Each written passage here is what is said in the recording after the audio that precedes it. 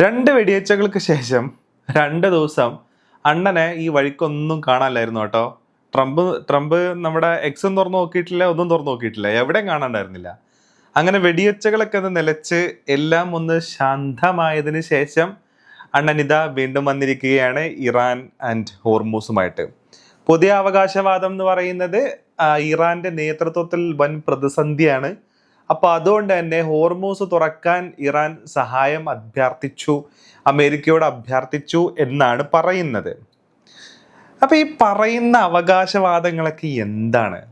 Iran basically വേറൊരു സ്ഥലത്തൂടെ ഇറാന്റെ എണ്ണ വിൽക്കാനും അതേപോലെ തന്നെ പുതിയ ഡിപ്ലോമാറ്റിക് റിലേഷൻഷിപ്പുകൾ തുറക്കാനൊക്കെ വേണ്ടിയിട്ടുള്ള ശ്രമങ്ങൾ ഇറാൻ വേറെ സ്ഥലത്ത് നടന്നുകൊണ്ടിരിക്കുക. നിങ്ങൾ 4 കപ്പലും അവിടെ ഇട്ട് പൊക്കോ എന്നാണ് പറയുന്നത്.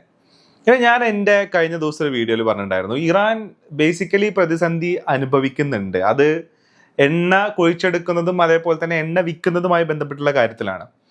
അപ്പൊ അവര് അതിന് ഏകദേശമൊക്കെ ഒരു അറുതി വരുത്താനുള്ള ശ്രമം അവർ നടത്തുന്നുണ്ട്. അതായത് ഇപ്പോൾ ഈ കാസ്പിയൻ കടലിടുക്ക് വഴി എണ്ണ വിൽക്കാനൊക്കെയുള്ള ശ്രമം നടക്കുന്നുണ്ട്. മാത്രമല്ല അബ്ബാസ് അറാക്ചി റഷ്യയിലോട്ട് പോയത് പാകിസ്ഥാൻ വഴിയാണ്. പാകിസ്ഥാനിൽ പോയി ഇറങ്ങി ഒന്ന് ചർച്ചയൊക്കെ ചെയ്തിട്ടാണ് പിന്നീട് പോയത്. അപ്പൊ പാകിസ്ഥാനുമായിട്ടുള്ള ആ ചർച്ചയിൽ പുതിയ ഒരു വഴിത്തിരിവ് ഉണ്ടായിട്ടുണ്ട്. അതെന്താ വെച്ച് കഴിഞ്ഞാല് പാകിസ്ഥാന്റെ അതിർത്തികൾ ഇറാന് തുറന്നു കൊടുക്കുന്ന പറയുന്നത്. അപ്പൊ ഇപ്പൊ പറയുന്നത് അത് ഈ പറയുന്ന അവശ്യ സാധനങ്ങളൊക്കെ കൊണ്ടുപോകാനൊക്കെയാണ് പാകിസ്ഥാന്റെ വൻ നിരീക്ഷണം ഉണ്ടായിരിക്കും എന്നുള്ളതൊക്കെ പാകിസ്ഥാൻ പറയുന്നുണ്ട്. അവന്മാർ എത്രത്തോളം നമ്പാൻ പറ്റുന്നുള്ളത് വേറെ കാര്യം കേട്ടോ. അപ്പോൾ അങ്ങനെയുള്ള പുതിയ വഴികളൊക്കെ തേടുന്നുണ്ട് ഇറാൻ. അപ്പൊ ആ സാഹചര്യത്തിലാണ് വീണ്ടും വരുന്നത് ഈ പറയുന്ന ഹോർമൂസ് തുറക്കാൻ ആവശ്യപ്പെട്ടു അല്ലെങ്കിൽ അതിൽ സഹായം അഭ്യർത്ഥിച്ചു എന്നൊക്കെ പറയുന്നത്. നമുക്ക് ഇവിടെ ഒരു കാര്യം നോക്കിയാൽ ഒരു കാര്യം മനസ്സിലാവും. അതെന്താണെന്നറിയോ? സത്യത്തില് ഈ ഇറാനെതിരെ നാവികോപരോധം അമേരിക്ക ഏർപ്പെടുത്തിയത് തന്നെ എന്തിനു വേണ്ടിയിട്ടാ? അതായത് ഹോർമൂസ് തുറക്കാൻ വേണ്ടിയിട്ടാണല്ലോ. ഹോർമൂസിലുള്ള ഇറാന്റെ കളികൾ അവസാനിപ്പിച്ച് അവിടുത്തെ മൈനൊക്കെ നീക്കം ചെയ്ത് ഹോർമൂസിനെ സാധാരണ ഗതിയിലോട്ട് മാറ്റുക എന്നുള്ളതായിരുന്നു അതിന്റെ ബേസിക് ആയിട്ടുള്ള ലക്ഷ്യം എന്ന് പറയുന്നത്. അപ്പോ ഈ പറയുന്ന ഉപരോധം കൊണ്ടുവന്നു. അപ്പൊ അതിനുശേഷം എന്താ ഇറാൻ പറയുന്നത്? ഞങ്ങൾക്ക് മേലുള്ള ഉപരോധം നിങ്ങൾ പിൻവലിച്ചാൽ, ഞങ്ങളുടെ നാവിക ഉപരോധം പിൻവലിച്ചു കഴിഞ്ഞാൽ ഞങ്ങൾ ഹോർമൂസ് തുറക്കാം, ഞങ്ങൾ ഹോർമൂസിൽ വിന്യസിച്ചിട്ടുള്ള മൈനുകളൊക്കെ മാറ്റാന്ന് പറയുന്നുണ്ട്. അപ്പൊ ഇറാൻ അങ്ങനെ പറയുന്ന സമയത്ത് അങ്ങനെയാണെന്നുണ്ടെങ്കിൽ ഓക്കെ, അങ്ങനെ ഞങ്ങൾ പൊക്കോളൊന്നും തുറക്കണം, ഞങ്ങൾ പൊക്കോളം എന്ന് പറയണ്ടേ? എന്നാൽ ഇത് പറയുന്നില്ല. അപ്പോഴും അവിടെ ബ്ലോക്കേഡ് ആയിട്ട് നിൽക്കുക. അപ്പൊ സത്യത്തിൽ ഇവിടെ സംഭവിക്കുന്നത് എന്താണെന്നറിയോ? അമേരിക്ക ലോക രാജ്യങ്ങൾക്ക് എത്രത്തോളം ഭീഷണിയാണെന്നുള്ളത് പല തരത്തിലുള്ള ചർച്ചകളിലൂടെയും ഈ തരത്തിലുള്ള ആക്ടിലൂടെയും ലോകത്തിന് കാണിച്ചു കൊടുക്കുന്നുണ്ട്. അതായത് ഇപ്പൊ നിങ്ങൾ ഹോർമൂസിലൂടെ പെട്രോൾ വരാത്തതോ അല്ലെങ്കിൽ ക്രൂഡ് ഓയിൽ വരാത്തതോ ഗ്യാസ് വരാത്തതൊക്കെ ആയിട്ടുള്ള പ്രശ്നങ്ങൾ നിങ്ങൾ അനുഭവിക്കുന്നുണ്ടെന്നുണ്ടെങ്കിൽ അതിന്റെ റീസൺ ഞങ്ങളല്ല, അതിന്റെ റീസൺ അമേരിക്കയാണെന്നാണ് പറയുന്നത്.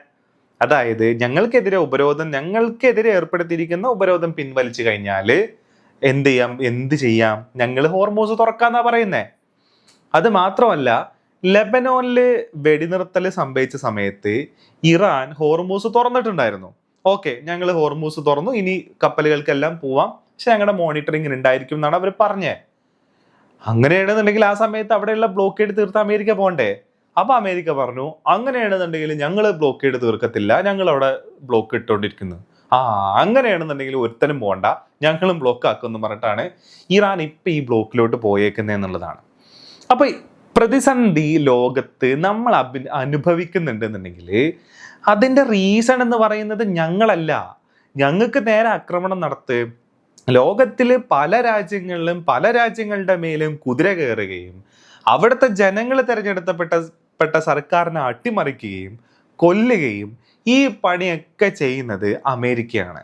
ഈ പണി അമേരിക്ക ചെയ്യുന്നത് കൊണ്ടാണ് നിങ്ങൾ അനുഭവിക്കുന്നത് എന്നുള്ളത് യഥാർത്ഥത്തിൽ ഇറാൻ ലോക രാഷ്ട്രങ്ങളെ പഠിപ്പിച്ചു എന്നാണ്. ഇപ്പൊ കഴിഞ്ഞ ദിവസം ഒരു ജർമ്മൻ ചാൻസലർ പറയുന്നുണ്ടായിരുന്നു അമേരിക്കയുടെ നെഗോഷിയേഷൻ പവർ ഇല്ലാണ്ടായി, അമേരിക്കക്ക് വാ തുറക്കാൻ പറ്റാത്ത അവസ്ഥയായി പോയി എന്നുള്ളത്. അവിടെയൊക്കെ ഇപ്പൊ ഏറ്റവും കൂടുതൽ എന്താ പറയാ കത്തി നിൽക്കുന്നത് ഇറാനാണെന്നൊരു ജർമ്മൻ ചാൻസലർ പറഞ്ഞു. സ്പെയിന് പറഞ്ഞു ഇല്ലേ? അതേപോലെ തന്നെ ഇപ്പൊ റഷ്യ ഇറാനെ പരോക്ഷമായിട്ട് തന്നെ പ്രത്യക്ഷമായിട്ട് തന്നെ സപ്പോർട്ട് ചെയ്യുന്ന രീതിയിലേക്ക് കാര്യങ്ങൾ മാറി. അതേപോലെ തന്നെ ഇറ്റലി, ജർമ്മനി, ഫ്രാൻസ്, ഈ ഇമ്മാനുവൽ മാക്രോണിന് സത്യത്തിൽ എവിടെ നിൽക്കണ്ടെന്ന് അറിയാത്ത ഒരു പ്രശ്നമുണ്ട്. പുള്ളിയുടെ ലാസ്റ്റത്തെ ഒരു ഇന്റർവ്യൂ എടുത്ത് നോക്കുകയാണെന്നുണ്ടെങ്കിൽ നമുക്ക് അതിനകത്ത് മനസ്സിലാവും. അപ്പൊ ഈ രീതിയിൽ അമേരിക്ക അങ്ങ് എക്സ്പോസ്ഡ് ആയി. മേക്ക് അമേരിക്ക ഗ്രേറ്റ് അഗെയിൻ എന്നും പറഞ്ഞു വന്നിട്ട് അമേരിക്കനെ ഇപ്പോൾ ഒന്നുമില്ലാത്ത കോമാളി രൂപത്തിലോട്ട് ഇറാൻ ബേസിക്കലി കൊണ്ടുവന്ന് വെച്ചു എന്നുള്ളതാണ് നമ്മളിതിൽ കാണണ്ടേ എന്നുള്ളതാണ്. അപ്പൊ ഇങ്ങനത്തെ കാര്യങ്ങൾ സംഭവിക്കുന്നു. അതിന്റെ കൂടെ വേറെ പല അലയൊലികളും നടക്കുന്നുണ്ട്. അതെന്താന്ന് ചോദിച്ചു കഴിഞ്ഞാൽ ഒപ്പക്ക് ഇന്ന് UAE പുറത്തുപോയി. UAE ആദ്യം തന്നെ ഒരു കാര്യം പറയുന്നുണ്ട്. എന്താ അറിയോ, ഇറാന്റെ ആക്രമണങ്ങളെ പ്രതിരോധിക്കുന്നതിൽ പരാജയപ്പെട്ടു എന്ന് പറയുന്നുണ്ട്. അതിൽ ഞങ്ങളെ സഹായിച്ചില്ല എന്നുള്ള പരിഭവം ഓൾറെഡി UAEക്ക് ഉണ്ട്. അത് അമേരിക്കയോടും ആ പരിഭവം അവർക്കുണ്ട്. അതായത് ഞങ്ങൾക്ക് നേരെ അറ്റാക്ക് വന്ന സമയത്ത് ഞങ്ങളെ നിങ്ങൾ സഹായിച്ചില്ല എന്ന് പറയുന്ന പരിഭവം ഓൾറെഡി UAEക്ക് ഉണ്ട്. അപ്പൊ ആ പ്രശ്നങ്ങൾ നിലനിൽക്കുന്ന സമയത്താണ് UAE ഇപ്പൊ അതൊന്ന് പുറത്തു പോകുന്നത്. അതിന് കുറച്ച് സാമ്പത്തികമായിട്ടുള്ള കാര്യങ്ങളും കൂടെ പറയുന്നുണ്ട്. അതായത് ലോകം ഇപ്പൊ വേറെ ആൾട്ടർനേറ്റീവ് എനർജിയിലോട്ട് മാറിക്കൊണ്ടിരിക്കുക. ഇപ്പൊ ഇലക്ട്രിക് എനർജി, സോളാർ എനർജിയിലോട്ടൊക്കെ മാറിക്കൊണ്ടിരിക്കുകയാണ്. അപ്പൊ ആ മാറ്റം അതിന്റെ 100% അത് ട്രാക്കിൽ കയറുന്നതിന് മുന്നേ മാക്സിമം ഓയിലിനെ വിറ്റ് അതിൽ നിന്ന് സമ്പത്ത് കണ്ടെത്തുക എന്നുള്ള പരിപാടിയിലേക്ക് UAE കടക്കുക എന്നാണ് പറയുന്നത്. അപ്പോൾ ഒപ്പക്കിന്റെ കൂടെ നിന്നിട്ടുണ്ടെങ്കിൽ ഒരു പ്രശ്നം എന്താ വെച്ച് കഴിഞ്ഞാല്, ഒപ്പക്ക് ഡിസൈഡ് ചെയ്യും ഒരു രാജ്യം ഉൽപ്പാദിപ്പിക്കേണ്ടത് ഇത്രയേ ഉൽപ്പാദിപ്പിക്കാൻ പാടുള്ളൂ എന്നുള്ളൊരു ഡിസിഷൻ അവിടെയുണ്ട്. അതിൽ കൂടുതൽ ഉൽപ്പാദിച്ചു എന്ന് വിചാരിച്ചിട്ട് ഫൈനോ അങ്ങനത്തെ പരിപാടിയൊന്നുമല്ല. അതൊരു പോളിസിന്റെ ഭാഗമായിട്ട് ആ ഒരു കൂട്ടായ്മയിൽ നിൽക്കുമ്പോൾ ആ മര്യാദയുടെ ഭാഗമായിട്ട് ചെയ്യേണ്ട ഒരു പരിപാടിയാണെന്നുള്ളതാണ്. അപ്പൊ അങ്ങനെ വരുന്ന സമയത്ത് എക്സസീവായിട്ട് മാക്സിമം പ്രൊഡ്യൂസ് ചെയ്യാനുള്ള കപ്പാസിറ്റി UAEക്ക് ഉണ്ടെങ്കിൽ കൂടെ ഒപ്പക്കിൽ നിൽക്കുന്നത് കൊണ്ട് എന്ത് ചെയ്യാൻ പറ്റൂല, അതങ്ങനെ അങ്ങ് പ്രൊഡ്യൂസ് ചെയ്യാൻ പറ്റൂല. അതായത് അത് ഓയിലിന്റെ പ്രൈസ് പിടിച്ചു നിർത്താനുള്ള ഒരു പരിപാടിയൊക്കെ ആയിട്ട് ബന്ധപ്പെട്ടിട്ടാണ്. അപ്പോൾ ഓൾറെഡി ഇനിയിപ്പോൾ ലോകം വേറെ എനർജിയിലേക്ക് മാറുന്നു. UAE ഒരു ഇൻവെസ്റ്റ്മെന്റ് ഹബ്ബായിട്ടും കൂടെ മാറുന്നു. അപ്പൊ അങ്ങനത്തെ സമയത്ത് മാക്സിമം ഓയിലിനെ ഊറ്റിയെടുത്ത് മാക്സിമം വിറ്റ് അതെന്ന് പൈസ ഉണ്ടാക്കുക എന്നുള്ള പരിപാടിയും കൂടെ മുന്നിൽ കണ്ടിട്ടാണ് UAE ഒപ്പക്കിന്ന് പുറത്തു പോകുന്നത്. അതായത് ഇപ്പോൾ ഈ May 31 അല്ലെങ്കിൽ May 1 ഓൺവേർഡ്സ് ഒപ്പക്കിന്ന് പുറത്തു പോയി അവർ സ്വന്തമായിട്ട് ഉൽപ്പാദനം തുടങ്ങും എന്നാണ് പറയുന്നത്. അപ്പോൾ ഹോർമൂസിൽ ഓൾറെഡി ബ്ലോക്ക് ഉണ്ട്. അപ്പോൾ അവരുടെ ഫുജൈറ ഈ പറയുന്ന പോർട്ട് വഴിയാണ് അവർ ഇനി ഇത് വിൽക്കുന്നതെന്നും കൂടെ പറയുന്നുണ്ട്. അപ്പൊ അത് മാത്രമല്ല, വേറൊരു കാര്യം കൂടെ അതിന്റെ കൂട്ടത്തിൽ സംഭവിക്കുന്നുണ്ട്. അതായത് അമേരിക്കയുമായിട്ടുള്ള നെഗോസിയേഷൻ അല്ലെങ്കിൽ അമേരിക്കയുടെ ഒരു കളി ഈ UAE ഒപ്പക്കിന്ന് പുറത്തു പോകാനും കൂടെ ഉണ്ട് എന്നുള്ളതും കൂടെ പറയുന്നുണ്ട്. അതായത് എപ്പോഴും അമേരിക്കക്ക് ലാഭം ഉണ്ടാവണമെന്നുണ്ടെങ്കിൽ ഓയിലിന്റെ പ്രൈസ് ഹൈയിൽ നിൽക്കണം. അത് എൻ്റെ പല വീഡിയോയിലും ഞാൻ പറഞ്ഞിട്ടുണ്ട്. ഈ ഓയിൽ കുഴിച്ചെടുക്കുന്ന ടെക്നോളജി അല്ലെങ്കിൽ രീതി എന്ന് പറയുന്നത് അമേരിക്കയിലും ഒപ്പക് കൺട്രീസിലും രണ്ടാണ്. അപ്പൊ അമേരിക്കക്ക് ലാഭം കിട്ടണമെന്നുണ്ടെങ്കിൽ ഓയിൽ ഒരു നിശ്ചിത പ്രൈസിന്റെ മുകളിൽ നിന്നാലേ അവർ ആ പ്രൊഡ്യൂസ് ചെയ്യാനുള്ള അവരുടെ കോസ്റ്റ് എല്ലാം കഴിഞ്ഞിട്ട് അവർക്ക് ലാഭത്തിലേക്ക് എത്താൻ പറ്റുള്ളൂ.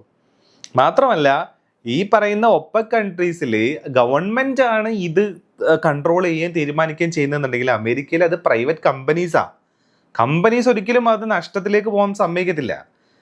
അപ്പൊ ഇങ്ങനത്തെ ഒക്കെ കളികളും കൂടെ ഇതിന്റെ കൂട്ടത്തിൽ നടക്കുന്നുണ്ട് എന്നുള്ളതാണ്. അപ്പൊ ലോകം വേറൊരു ഷിഫ്റ്റ് എടുത്തുകൊണ്ടിരിക്കുകയാണ്. അപ്പൊ അതിൻ്റെ ഇടയ്ക്ക് UN കൂടെ ഇറങ്ങിയിട്ടുണ്ട്. അതായത് പല്ലുപോയ സിംഹം എന്നാണ് UN പറയുന്നത്. അത് UN എന്തുകൊണ്ട് ഇടപെടുന്നില്ല, UN എവിടെ പോയി എന്നുള്ളതൊക്കെ ഈ കഴിഞ്ഞ ഗസ വാറിൽ കുറെ ആൾക്കാർ ചോദിച്ചിട്ടുണ്ട്.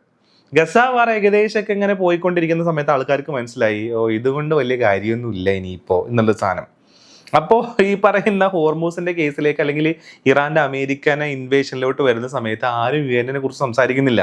ഇപ്പൊ വേറെ എന്തോ ഇന്ന് ഞാനൊരു ന്യൂസ് കണ്ടായിരുന്നു, UN എന്തോ ഇടപെടൽ വരാൻ പോകുന്നു എന്നൊക്കെ പറഞ്ഞിട്ട്. എന്തരാവോ എന്തോ. അപ്പൊ ഇങ്ങനെ ഇരിക്കുന്ന സമയത്ത് 2 ദിവസം വെടിവെച്ചൊക്കെ കേട്ട് അണ്ണൻ എവിടെയോ ബങ്കറിലോട്ടൊക്കെ പോയി അണ്ണൻ ഫുൾ സേഫ് ആയിട്ട് ഇരുന്നതിന് ശേഷം വെടിവെച്ചകളൊക്കെ ഒന്ന് അവസാനിച്ച് ആ മറ്റേ വെടിവെച്ച പുള്ളീനെ അറസ്റ്റ് ചെയ്തുകൊണ്ട് പോകും കൂടെ ചെയ്തപ്പോൾ ഓക്കെ ലെറ്റ്സ് സ്റ്റാർട്ട് അഗെയിൻ എന്ന് പറഞ്ഞ വന്നിട്ടുണ്ട്. പുതിയ പ്രസ്താവനകൾ ഇറക്കിയിട്ടുണ്ട്. ആ പ്രസ്താവനകൾ ഇറക്കുന്ന സമയത്ത് ലോകത്ത് പല തരത്തിലുള്ള ഡിപ്ലോമാറ്റിക് ചേഞ്ചുകൾ നടന്നുകൊണ്ടിരിക്കുകയാണ്.